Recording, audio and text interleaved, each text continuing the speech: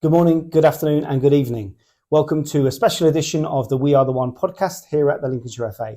Today's podcast focuses on mental health, and we have some people from the mental health sector here to talk about their experiences.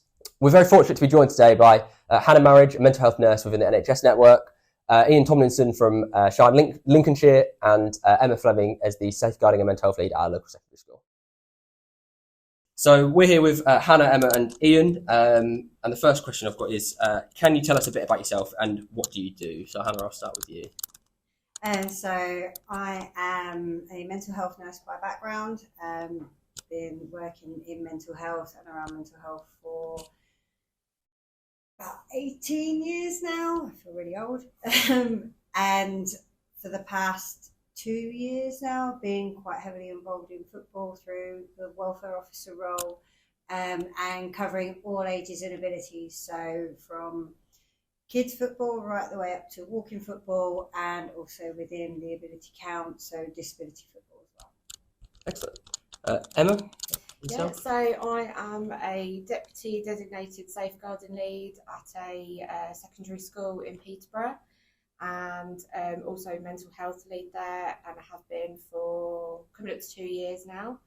I am currently studying at university to be a schools mental health specialist, and primarily work with 11 to 16-year-olds. Excellent. And Ian? I'm the training and development manager at Shire, Lincolnshire, mental health network charity based in Lincolnshire, but we work outside Lincolnshire as well. I'm a former primary school teacher, football coach, worked in youth football for 16 years, Centre for Excellence for Women at Lincoln here locally. I'm now a mental health first aid instructor for Mental Health First Aid England and an associate instructor for them, and I'm the only suicide first aid instructor in the county at the moment, and that works with both adults and young people too. So I've been involved in wellbeing. I was a healthy schools advisor amongst that as well for 6 years, in wellbeing and mental health for 20 years now, and the last 5 years in particular with training and education around mental health first aid. Great. So clearly got a massive range of experience on the panel today, which is great. So first question from me is going to go to you, Ian. And what does the current landscape look like for mental health and wellbeing in 2024? I think really, keeping it local, I think that's the most important thing to talk about Lincolnshire as well this evening, aren't we, with this podcast, is that it's all about the transformation. So we've had adult mental health transformation, now we've got children and young people's transformation. And it's an investment in raising that awareness and building the network that can support people around their well-being. And it's okay to talk about it when you're not feeling very great and when you're running under par, as we often call it. So that networking, which is part of what we have a role within that, and just raising that, continuing to raise the awareness, continuing to lift that conversation, push mental health and well-being higher up in the communities. If there is a pecking order for conversations in community, in our social lives, etc., that it's higher on that agenda, and it's okay to do that. So I think sport has a massive part to play in that network that is supportive to people, both adults as volunteers, like Hannah, you were just saying, you volunteer as well, and it's part of that as well. The volunteering is part of supporting your well-being, giving a bit back. A lot of people do that from an experience that they've had in their lives, and they give back. Very much the same for me. I'll give back in that way. So that's one element of it, and that investment in transformation is very much at voluntary sector level as well. So all of our adults and our people who volunteer in our clubs are all part of that network, and we are all part of how we support everybody's well-being. Being aware of that, so having that knowledge is really important. So that's one of the big pushes at the moment. Do you think, Ian, that we've turned a bit of a corner with mental health and wellbeing? Because I think a lot of people are aware around the stigmas of mental health and it being a bit of a taboo subject. But perhaps I'm talking the last 1 year, 2 years. Do you think that we've turned a corner around where society is far more aware of mental health and is more confident in talking about it now? Yeah, I think absolutely, and I think everyone here on the panel as well would realise that the capacity of the system that we have around supporting health is under a great pressure because of that. Even though that's a positive, and we're sort of at part A and we want to be at B, and we're trying to get there. It's quite frustrating, and as professionals in all levels of services, etc., that's really frustrating. But we are there in the sense of that. I agree completely. We are talking about mental health far more. I'd say it's actually before COVID. And COVID has highlighted it for people who didn't know they were unwell or experiencing poor mental health or recognised actually what mental health meant. And we've all perhaps got generations in our families where they don't recognise mental health.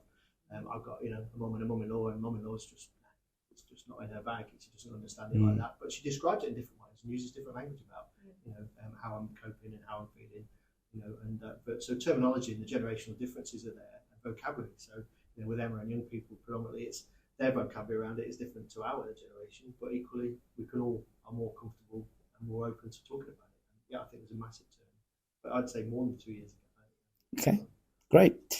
Okay, Hannah, if we're talking about recognising mental health and wellbeing and what to look for, what are the more common signs and symptoms of someone who perhaps is suffering with poor mental health or wellbeing?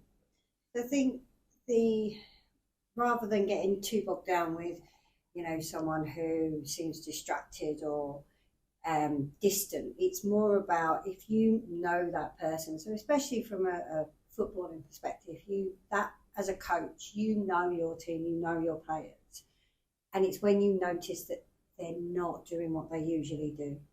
It doesn't necessarily have to be distant. It could be that they're acting up, that they're kind of showboating a bit more maybe than what they would usually do, like playing a fancy goal or trying to side tackle someone inappropriately, being loud. That's just as important to recognise as the ones who are suddenly being quiet, withdrawn, not chatting to anyone, not wanting to engage. So it's about recognising when someone is acting differently. But I think as well, like kind of some of the stuff that you were talking about, it's about having those conversations regularly. And I think as a coach, you've got that opportunity to kind of check in with everyone at the start and at the end of every session, making sure that everyone's okay and that it is okay to talk about these things, even if that means making yourself maybe that little bit more vulnerable, acknowledging you might have had a bad day or there's something you're quite excited about. It's just as important to look at good mental health as well as bad mental health. So do you think that there's a really key aspect around potentially an adult coach, for example, let's say they've got a team of under 14s, them being able to talk about their own experiences around wellbeing is really important to set an example to those children? Definitely. And I think as well there's this resilience piece that runs alongside wellbeing. So and sport I think is a great way to really promote resilience, because when you're losing, I think it's quite easy to get angry and frustrated, and actually the resilience piece that you can get through coaching to kind of encourage the team, don't be so negative, let's focus on the positives, let's look at how we can turn it around, is really important, because I think sometimes that is missing, that resilience within children at the moment. It isn't as strong maybe as what it used to be. Okay, that's really interesting. And when we go on to children, Emma, so you're someone who works with a lot of young people of a teenage age group. Do you find that the signs and symptoms that Hannah's gone over there, do they change during puberty, the adolescence period? Do you find a change between what you see in children compared to adults, perhaps?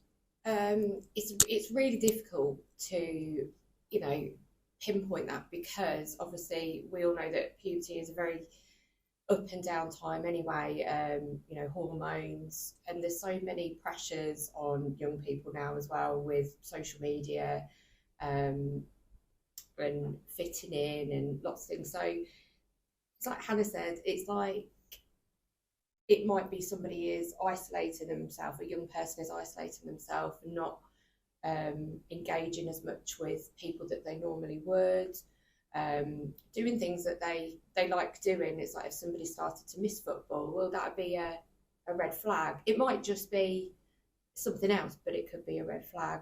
And low in mood.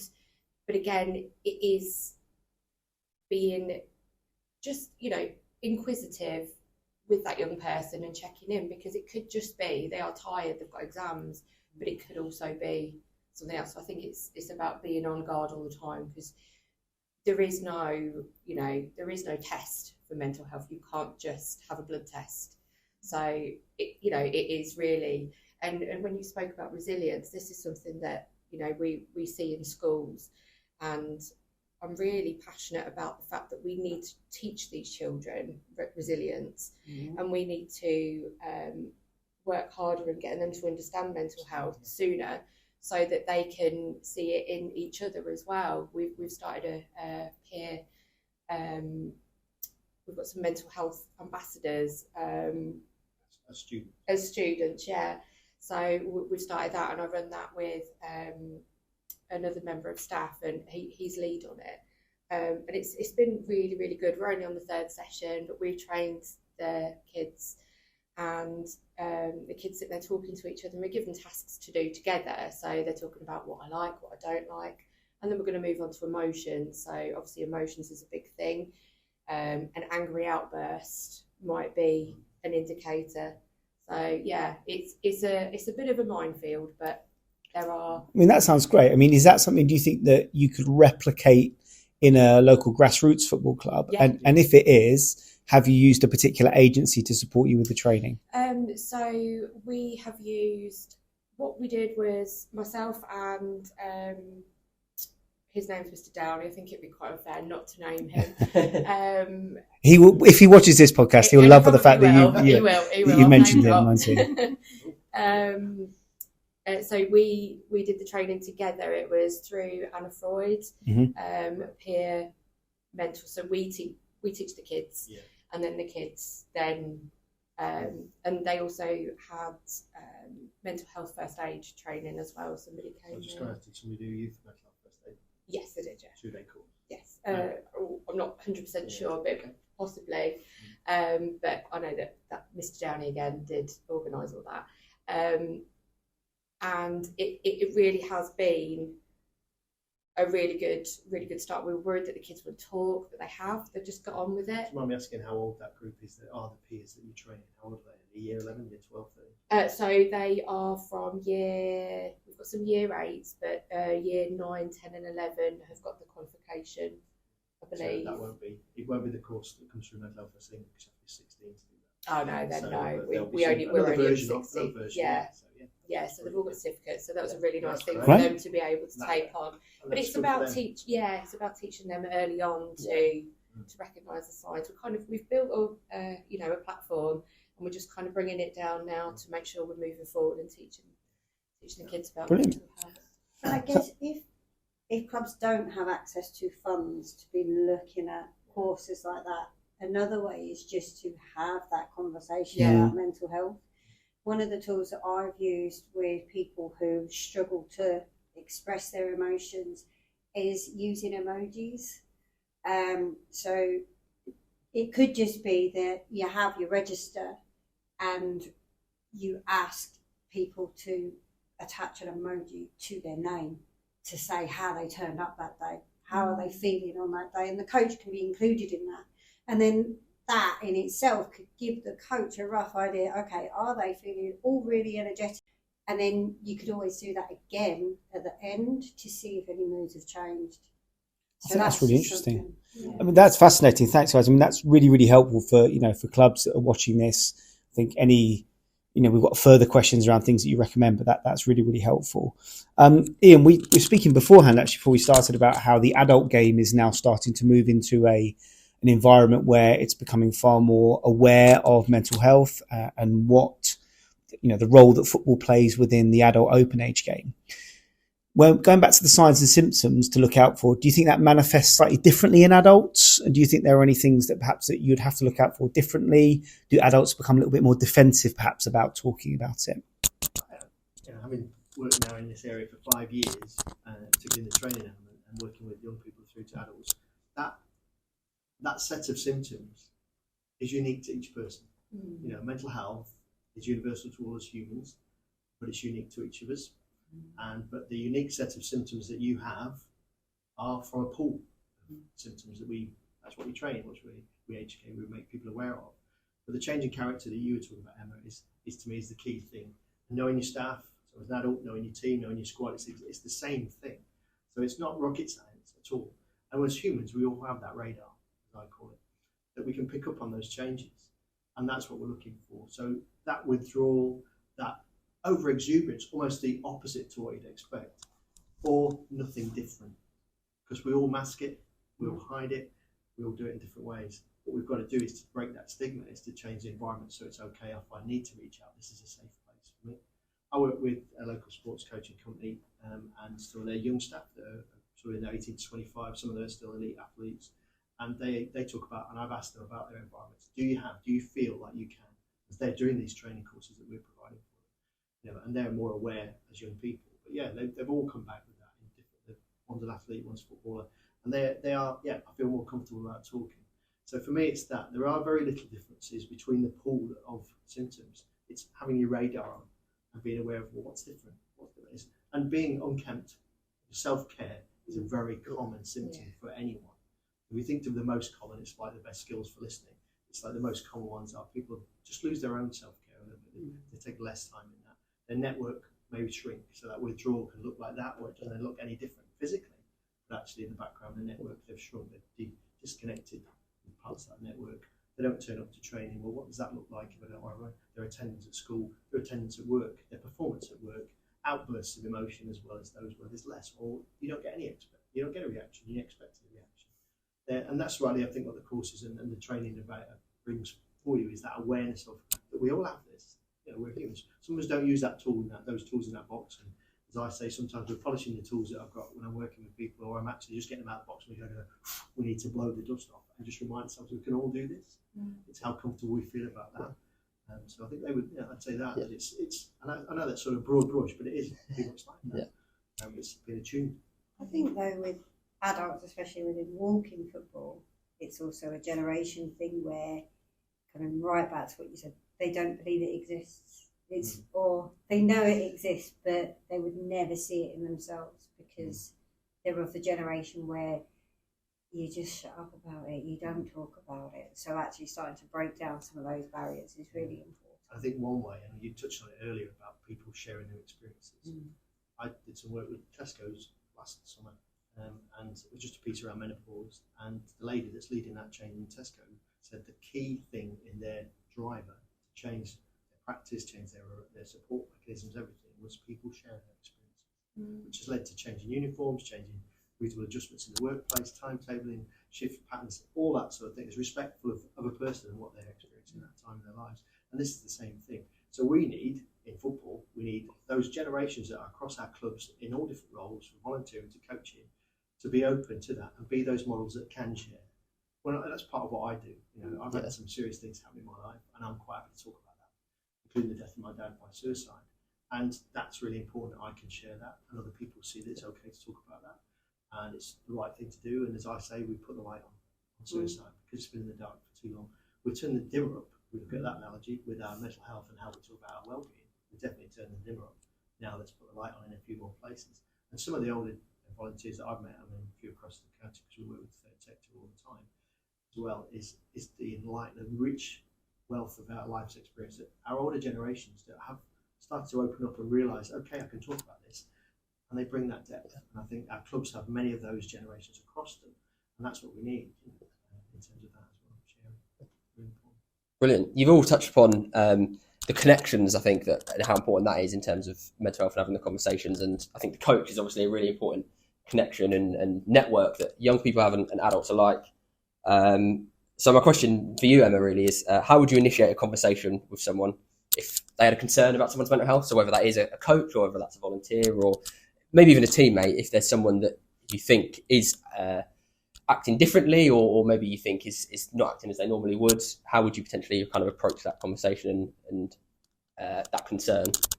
For me, the first and the most important thing is that you've got to be confident in listening. You've got to be able to listen. It isn't about you talking at them about mental health. It's about allowing and giving that safe space for them to open up. So the environment needs to be right as well. It's no good having, the rest of the football team close by. I mean, it's really, a lot of it is common sense with the environment, and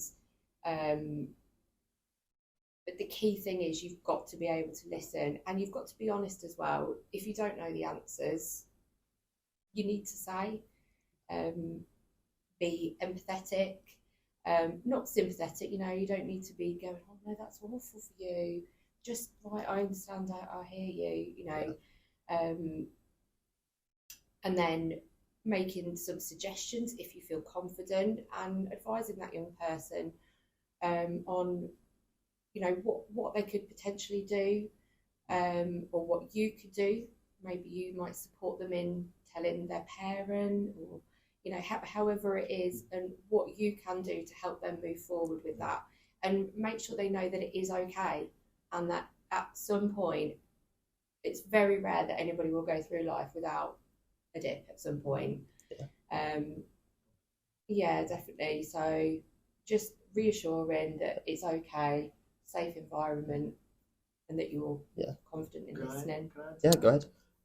And that's really clearly put. And I would add to that, yes, you might have the right environment, but sometimes that isn't. Even if you set a place up in your school, or for example, you've got a space where young people know where they can go and they'll come to people.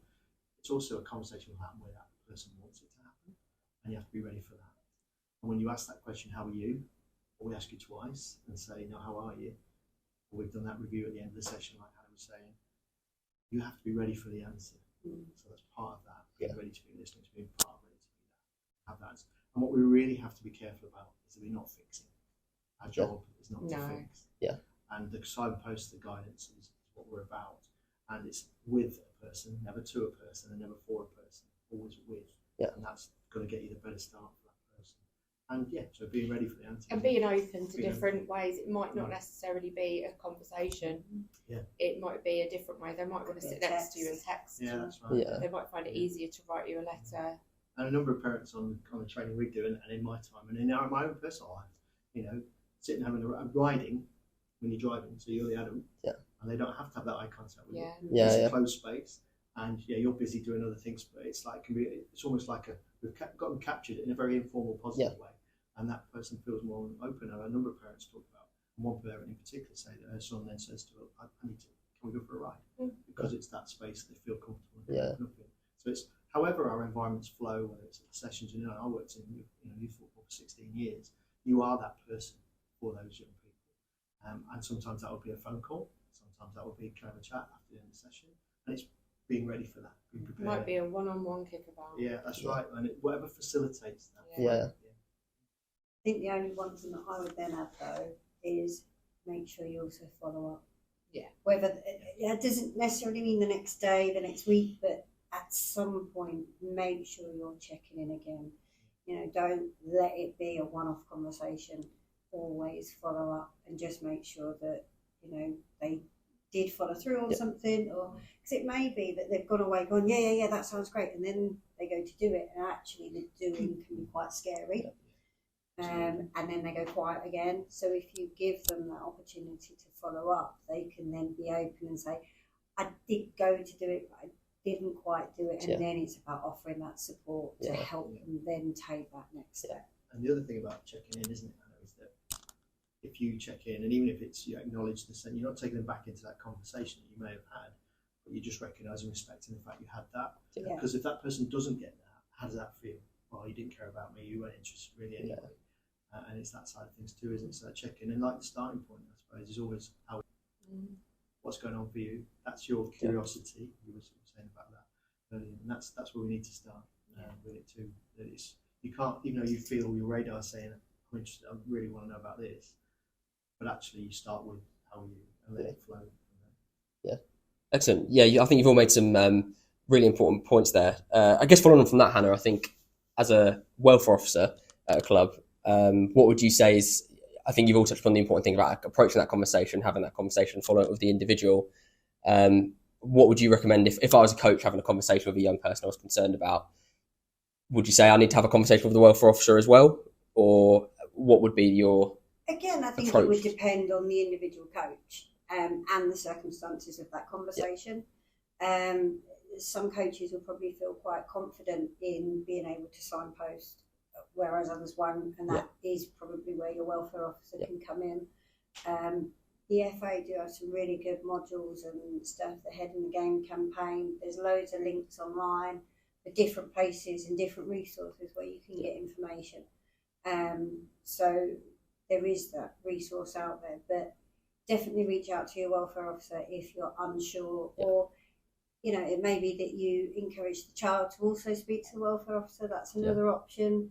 But definitely if there are any maybe more serious concerns, safeguarding concerns, if they're saying that they're feeling down because of abuse or anything like that, then definitely, yes, that does need to go through welfare so it can be appropriately escalated. bullying as well, I think, is probably a bigger one with kids. Yeah, absolutely. I think it's important to share that information because the welfare officer may have more of an insight of what is going on for that young person, and also you're then creating that support network. So you've got your coach, you've got your welfare officer, you've got your parent, potentially reaching out to the school that they go to as well. Yeah. And having that connection, I think is really, really important. And I think the other bit is make sure that we look after the people who are doing the support. Yeah. Because it's self-care, Yeah. yours. So, you know, my analogy is a rucksack where you walk around putting our own stuff in it.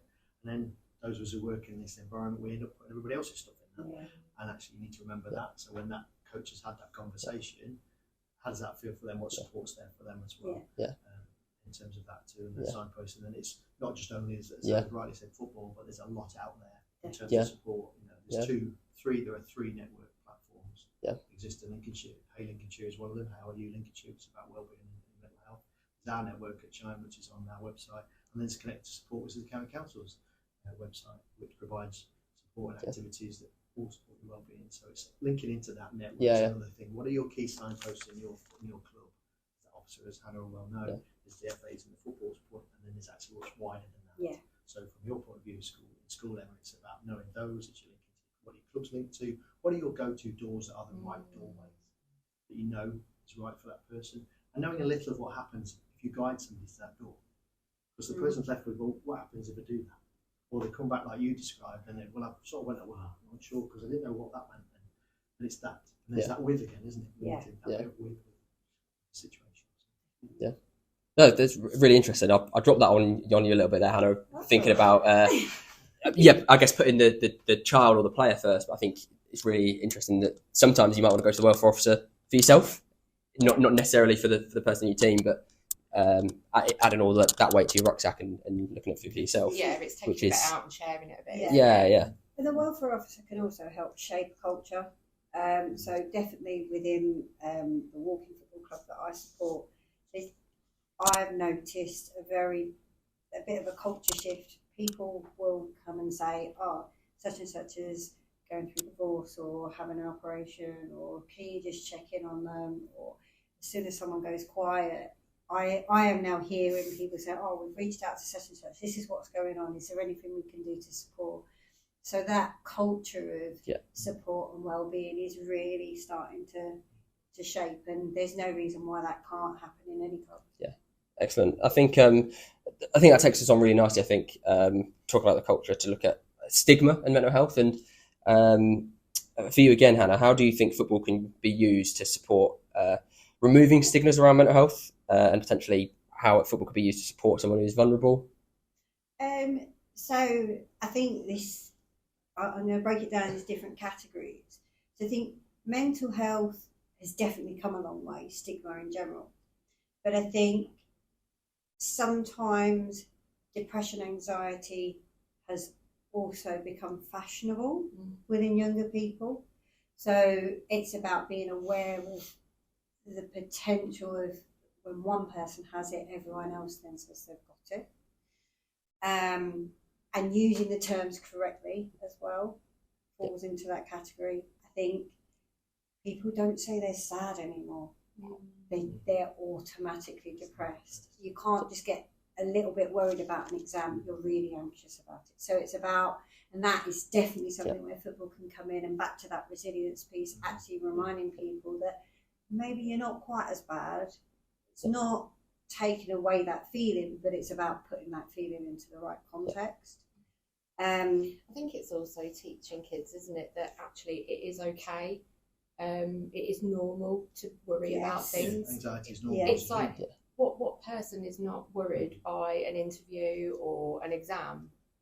You know, and that's part of that, what we feel. Definitely. So, again, it's bringing that to the surface. And that education, isn't it, about, you know, as I say, your adrenaline production, your heart rate, your oxygen intake, muscle preparation, it's all natural to us. But it's when it becomes disruptive, interferes with my ability to function, even in contexts where we know that's normal. That's the right word. I'm not always comfortable using normal. But yeah, absolutely that. And I think that culture you talked about is that it's okay. But if somebody, I wouldn't expect to use that terminology, says that word. So, I've had young people talk to me about, their children saying at 5, 6 years of age, I'm depressed. I'd be going, so why would you say that? Do you know what that means? Yeah. And it is all about that, because there's clinical depression and there's depression. Exactly. And it's a way of describing how I feel. I think that's a lot of where we can do more work. Certainly in education is about how we describe that. My daughter-in-law is a teacher in Nottingham, teaches reception, and we talk about that all the time and how they're moving on and describing, like you were talking about, the sort of the emojis, or whether it's they have, lots of schools have different mood boards and they move themselves around during the day. It's all developing the ability and the confidence. It's okay to talk about how I feel. Yeah. And actually, I remember one of those colours when they started was a cool day. It's a blue day. Blue's cool. It's been a really good day. Not cool and it's blue's sad. And it's just developing that vocabulary and that range of vocabulary that we have, that culture as well, to create that. It's okay, but I think that's the balance, isn't it? It is the balance we have to find with education and how we change our vocabulary. Is about that. The terminology we use is appropriate. Yes, definitely. Yeah. When we talk about mental health, we talk about poor mental health, we talk about mental ill health, and it's what that means. And we all experience poor mental health. Mental ill health is at the other end of the spectrum, where that interference and disruption to my ability to function is where I'm at. And that might include a diagnosis, etc. But poor mental health, we all experience that. That moment when I didn't quite get that, or I hit the bar halfway through the game, and I've missed that penalty in that shootout. There's a moment where we experience poor mental health, and that squad might experience that. So how do we deal with that as a squad? And your environment is really important. What does success look like in your football, in your squad, in your club? What's your attitude to what success looks like? So how do I learn from that, building that resilience toolbox? And we all have the opportunity to equip anyone, whether it's an adult or a young person. In that moment of support, we're equipping somebody. So in a young person, that library that doesn't have so much in it, that they can draw upon, go, actually, if I do that, this happens. Okay, I can use that. That processing isn't there, so we're there to equip them with that. Definitely. That's how I would describe it. And then the other end, though, of the scale, I think there is still a lot of stigma around actual conditions like schizophrenia, bipolar. You hear it all the time in the news when there's been some sort of spree of some description, someone's gone and killed a load of people or whatever. A few days later, there's always the mental health angle comes out, and the negative terminology around that is still there. So I think on that end of the scale, there is still a lot of work to be done. And I think there are kids out there who do, unfortunately, develop these conditions and can develop these conditions as young as 14, 15. So it's about also giving them that safe space to still be able to play football and still engage in football, but acknowledging that there are potentially other barriers in their way. So, Excellent. I think you've touched upon kind of both perspectives when it comes to stigma and how that impacts football as well. Ian, I think you've talked about your experiences professionally, but also as involved in football. Can you think of some examples of how football might help, or on the flip side of that, hinder someone's mental health and well-being? I think you've touched on a little bit as we've been going on, but as we've generally talked, let's start positive, and then look at the things that are historic still that exist, and in my experience too, through football and my own people's experiences in sport. So positives, it's physical activity, whatever that is, whether it's walking, whether I'm in the lines zone or whatever, I'm involved in being active in some way. When the GP says to you, you need to do some exercise, everybody thinks gym, that's the gym, I don't want to do that. Actually, what does exercise look like? But football plays a part in that and brings exercise, and that helps us all, whatever that might be. I have a Labrador, there's no choice, I'm going out twice a day. Besides still, managing to run, etc. as well. So physical activity, sense of community, sense of identity for that young person. There may be other things going on there, and that the volunteer, the adults' lives, that brings that. So there's that sense of ownership, sense of identity, that a costume, as I use it. That, my coaching helped me when I was experiencing poor mental health in my life, and that was a costume I could put on and be safe and confident in, and that helped me build and repair some of the things that need reminding and repairing at that time. So there's that whole piece there. I think that's its real positive in football, that sense of identity, the sense of ambition, achievement, goals, motivation. It's how we manage that, because that's then where I see still we've got a long way to go. Trent Alexander's doing a lot of work around those. When your pathway, I'll use that loosely, as your pathway comes to an end, what does that look like? How do we manage that? And in the past, when I worked at Lincoln, the same thing. People who were successful at that point, but then they weren't successful at 14, at 16. What does that look like? What do their exit pathways look like? And there's still that stigma that goes with that, and there's still a lot of work to be done there in that sense. So one of the lady I was working with yesterday, her son, I was talking about before we started at a scholarship in a pro club, and it's how that happens. Then when he comes home and he actually checks in on him every day, because he's one of 5 keepers for 2 squads, and only 2 keepers in each squad, so 5th misses out every time. How does that feel? How do we manage that? It goes back to what I was saying about success. What does success look like? So for my 7-year-old great nephew, what does it look like as him, who's already been to several academies already, is talented? I think, what are you seeing? How long will it be before you think you're just going to be a footballer? And then that doesn't happen. So how do we manage that? Yeah. That's I think that's something that football is learning, but really needs to put some investment into. That's the bit that's not quite right yet. We're not aligned it quite right yet. And that's in many sports. It's when, and I don't like the word failure because I don't think it is that. That learning moment, that trip, that bump in the pathway, what does that look like? And how do we support that? How do we equip our volunteers and our adults and our coaches to manage that? So what does it look like? If we're feeding young players, like when I was at the local club that I worked in, we were feeding players into Lincoln as well, but it didn't always make it. It's how you manage that, isn't it? Yeah. And it's the same too. So I think that's our biggest area in football that we can do more with. We're already doing well, and at grassroots, we're such a part of everything else that goes on and how sport plays a part. There's an article on the news this week about females. My daughter played till she was 14. I worked in the Centre of Excellence for females, and the drop-off, that's the same thing, the attitude towards PE, because it's how we're selling exercise, how we're talking about exercise, like you just talked about, and the incident that happened in Nottingham is a perfect example where we don't report and don't share in the right way with the right language, and we've just reinforced the fact that if you're mentally ill, you're dangerous. Actually, that's not the case. Most people are very, very vulnerable. But yeah, it's those things. So it's keeping it going, and how do we structure that? Keep it simple. Keep it simple. Don't make it complicated. I think as well, though, walking football especially has been a massive platform for mental health within the older generation. Our club has linked in with the voluntary sector, and they will refer people who are struggling with things like isolation and stuff, and used to enjoy football. And I'm definitely seeing people are getting a new lease of life, because they're back playing the game that they loved when they were younger, and in a way that it's that physical exercise, it's getting out, it's the socialising, all of those things.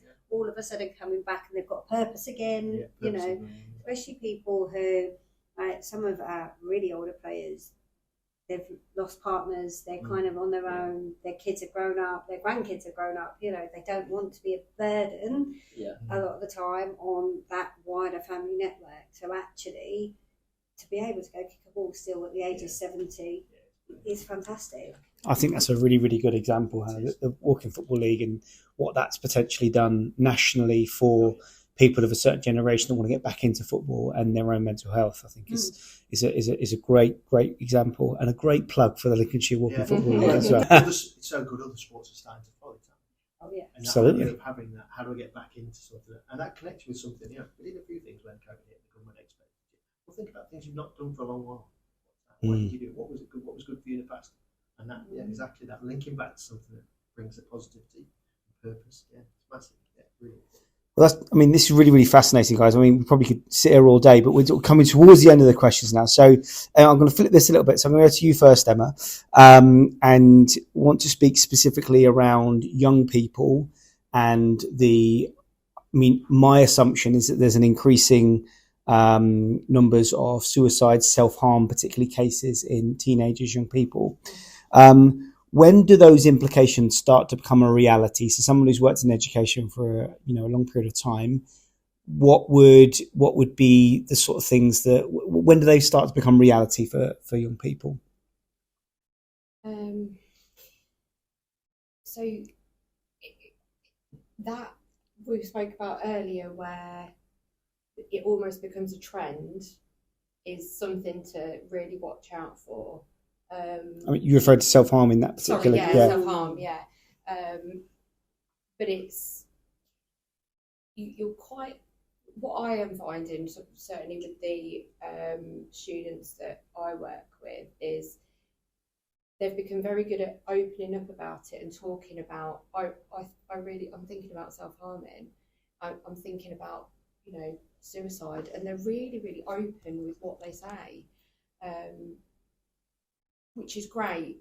But then there are also the students who will get a concern. I've seen scratches on arms and things like that, and then we have to then approach that conversation.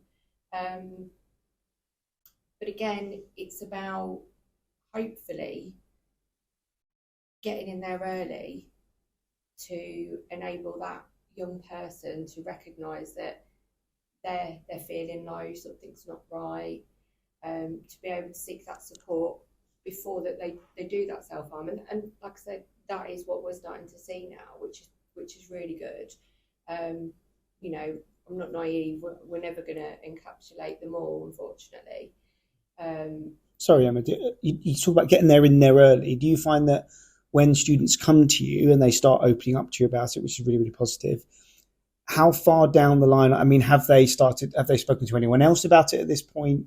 Have they perhaps researched it online? Have they seen things online that's maybe developed them a little bit? I think, unfortunately, there is a lot online, too much, in a negative light, where, again, there'll be people, it's quite often young people use self-harm in particular as a release, because they don't know what to do, and that's what comes into their head.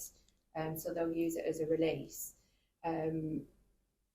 We're really fortunate that we are part of the, so we're an MHST school, mental health support team school, and that was a pilot by the government to try and support mental health with young people, because CAMHS is just so overloaded. The waiting list is insane. You're probably aware we have a number of schools that's growing all the time in the county that has that support in Lincolnshire. MHSTs, yeah. So, and I know that I've literally had a meeting this morning with my MHST link, who has just been, they've been absolutely brilliant. It is the best thing that's happened, that these, support networks have gone into schools, and I can refer to them, and they will then support that young person with that self-harm, and hopefully give some strategies and things like that. But what we've spoken about in particular this morning is, again, we've got that platform, so we're stepping it back again, and now working with groups on learning about anxiety and low mood and things like that, so that hopefully we don't get to that point. But yeah, it's a really difficult one, because we are seeing a lot of self-harm, and social media does not help. It does not help at all. The way we report it, the way we educate, same with suicide, we don't educate in the right way. We've got a lot to do with that. Samaritans are doing quite a lot with media companies to try and change that narrative, change the way we talk about suicide, change that glamorisation a bit, for want of a better word, the notoriety that comes with certain behaviours. They are things that we need to address, but we are all part of that. We can all be part of that. How we manage that in our club, how we talk about that as coaches when we interact with them, how they talk about it. And as Emma's rightly saying, the title of this is prevention. And in my almost 55 years in life, we've been heavily response and not prevent. Yeah. And it's about that. And that's part of this transformation is about mental health and young people is about transferring that. When you go into your GP and you've got a broken ankle, they're talking about how that affects you, not just the fact that, oh yeah, you got a physio appointment, yeah, that's next week. And you've got 6 weeks, and 12 weeks happens and you're back in the game. But actually, it's what impacts it had on your life as patient-centered care. So we need to start to be like that as people. What does it matter when you're a young person or you're, like you've noticed in your walking team? There's a difference, there's a change, and we pick that conversation. There's no starting point. There's no. It starts at 7 years of age. It starts at 14. Self-injury and self-harm, as it's titled, is what we are aware of. Society finds it difficult to talk about it. I think we find it really difficult to understand as well, if we've not been in that position where we've thought about harming ourselves. Okay. Exactly. I think it's a difficult one. Kids are turning to it more, aren't they? They are, because they're not equipped with the strategies, the resilience. Exactly that. Certainly something for a club to be aware of. That toolbox. It's building a toolbox. Isn't it? We have as adults, we forget we build that. We're born with the potential for it. But again, this is why I think it's important for the that support network around that student, because as that child, because if you're linking with the school, they might be an MHS. They've got all sorts of things as well. that they can It's good to know. refer to. So. Kids might feel safer at a football club as well in Absolutely, comparison to compared to school. yeah. So they might be more open and willing to engage in those sorts of conversations. It's a step away. Isn't it? We're finding that a lot of GPs are saying to young people as well, okay, well, school can refer that. So it's very, Giving you all the way. Don't envy you at all. So, Hannah, on let's look at a hypothetical example. So, I'm a club welfare officer listening to this podcast, and I've been really engaged for the last 45 minutes. And I'm sat there thinking, we don't do anything for mental health at our club. You know, we might have 10 teams. We've got 2 adult teams, 8 junior teams. We want a walking football team. But I'm really, really conscious that as a club, we don't do anything.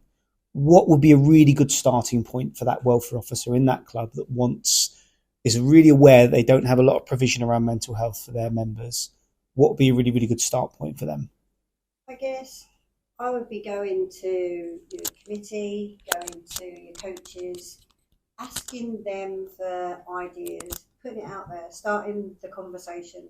That is the important thing. Once you start a conversation, it's very hard to stop it, especially when it comes to mental health, because everyone has their own opinion. Good or bad or indifferent, everyone has an opinion. So starting that conversation and putting it out there is really good.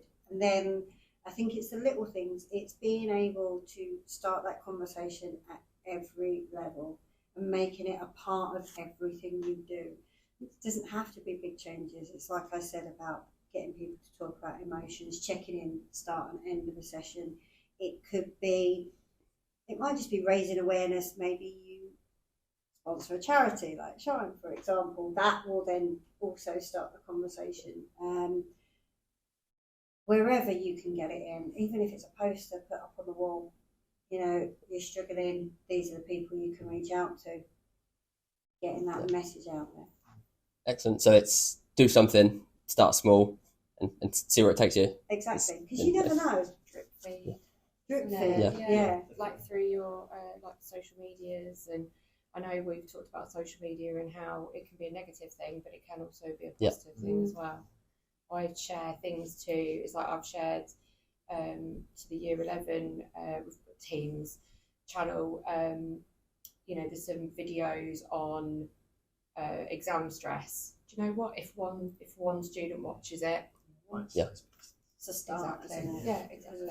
Because they might not feel confident to come and say, "I'm stressing over my exams." That conversation, as you put that into the conversation. How do we start with a club? And it starts with the conversation, opening that conversation and moving there. It is the conversation of all the training, everything we do, whether that's mental health first aid, awareness, suicide first aid. It's all about the conversation, and we can all do that as humans. We can all do that, and it's the importance of that can save somebody's life. It can help somebody realise that actually I can cope in a different way. It can equip them, build that resilience, start to build that resilience, and it is all about that. And it also starts that story conversation. You know, as soon as you mention mental health, you will get people going, "Oh God, no, I don't want to talk about that." But then you will get the ones that will say, "Oh, I've done mental health first aid at work," or "Actually, I know someone who suffers from mental health and I've had to care for them," or they know someone who's taken their own life. All those sorts of things will start to come out, and kids as well. You know, they've probably seen things, experienced things, heard about things. So yeah, definitely just start the conversation. And that might be something as simple as, and this is quite accessible, it's just an awareness piece of training, you know, in that sense. And we've worked a bit together before, although I'm quite keen to help them do that again. But how do we start that? And it's just that we'll invite, and it's an invitation. So actually, we're going to have open conversations like we've just done this. That kind of thing, and it's hopefully this will encourage people to go away and think about having a conversation. And we mentioned before, didn't we, about sharing our experiences. I have no issue in telling the kids that I work with that I've suffered from my own mental health, and I am able to talk about my mental health in a positive way now because I work really, really hard, and I know exactly. You know, it's like you mentioned backpack. I have a cup. So I'm like, oh my God, my cup is overflowing. What am I going to do about it? So I switch things up, and I know that exercise works really well for me. You know, there's all these things, but I try and talk about it in a positive light as well. and just let that young person know that, you can come through it. Yeah. I've been there. And our older generation have those wisdom phrases that are like, a problem shared is a problem halved. Mm-hmm. And that it's that whole idea of how you feel when you've shared something, and that value of that. But honesty and acceptance and no judgment. Yeah. We mentioned that, and it was key. Yeah. I must make sure we make it. No judgment. How you respond when somebody tells you something is really important. That's something else to take away from this session. Is there's no judgment. However you feel about that, the person listening, there's no judgment on what you accept what that person says, because that's how they feel at that moment. And that's another key thing. All the things we've shared. Fantastic. Well, that's all been fantastic from everything that you've all shared, and been some brilliant conversations tonight. So thank you very much for all of that. The last question, which you might be pleased to hear about, or disappointed that we're running out of time, but just from each of you, Ian, we'll start with you first. If you could give one key takeaway for clubs and volunteers that are listening to this podcast, what would it be? Have the courage to start that conversation, and there's training and support out there. Don't be afraid to learn either about mental health. You'll be so surprised at how many free courses there are out there, that could take you probably an hour just for some awareness. And don't be afraid to talk. Excellent. And Hannah? When you ask someone if they're okay, be prepared for the answer. And don't just do, you're right, and walk off. Yeah, that's a great thing. Actually stop and have that conversation. Fantastic. So don't be afraid to have the conversation, don't be afraid to learn, and be prepared for the answer. Yes. Great stuff. Well, from myself and from Ben and everyone else at Lincolnshire FA, thank you very much for coming in today. I found that eye-opening. I think there's a lot of stuff we've touched upon which I wasn't sure where it was going to take us, but I found that really, really valuable. And I think a lot of people listening to this will as well. And I think it will be really impactful for the clubs we've got, junior all the way up to adult, walking football, etc. So I don't know if there's anything else you want to add before we finish, Ben? No, just to echo your words, Jordan, really, it's been really fascinating, guys. Thank you for your time. So with this, obviously, podcast is going out in Mental Health Awareness Week, and our aim is that we really want to ensure that clubs have a real clarity around what they can do to help around mental health. And we've also spoken around, along with this podcast, us releasing an example committee meeting agenda, which clubs could use also to use in the month around Mental Health Awareness Week. So your insight has been very valuable. So thank you very much. Is it worth also just throwing it out there, Jordan? You and I are doing mental health awareness training type seminar. Yeah, a more a workshop focused on the awareness piece. So a lot of things we've talked about tonight around how you have the conversation, being prepared to have the conversation, and all around kind of a football context. That's on the evening of the Tuesday, the 21st of May, for our listeners. Thank you very Excellent. much. Thank you very much. Thank you for having us. Thank you. Thank you.